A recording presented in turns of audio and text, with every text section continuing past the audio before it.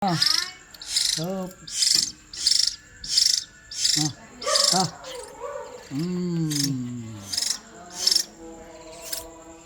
Chứ chỉnh không biết rồi. ở đây miếng tay nhóc miếng hồn tham đấy bị trôi rồi.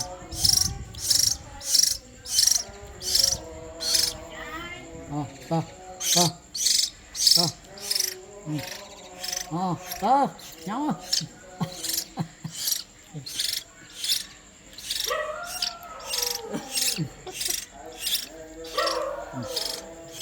apa mana tapi jatuh di lepak dayang tu tu.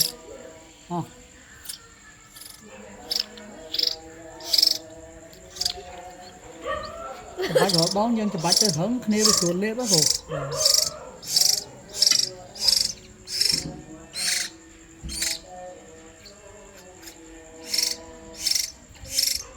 Hấp đạn cả đốt rồi kìa.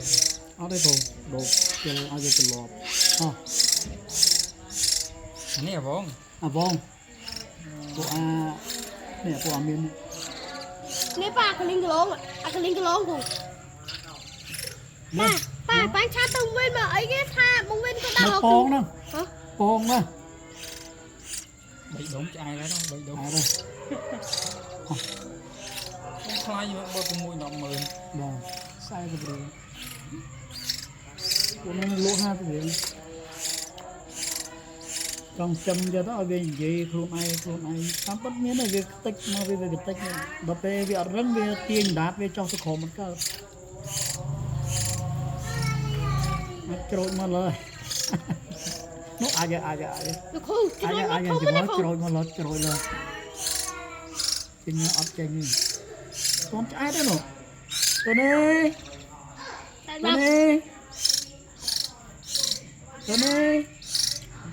đấy anh không gì viên nói tôi trong việc thời ca cầm bài ha Con ngàn rồi.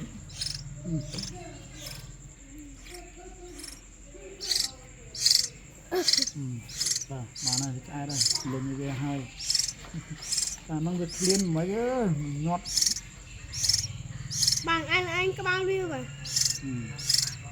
Nếu bạn đi lên sải chân này nha, anh sẽ sải nó chắc ai cái bạn cái linh cái lông mà phật mau lên sải. Tham chương mà Ấy mà. Cái linh cái lông chết nó khủng. Cái linh cái lông họ bị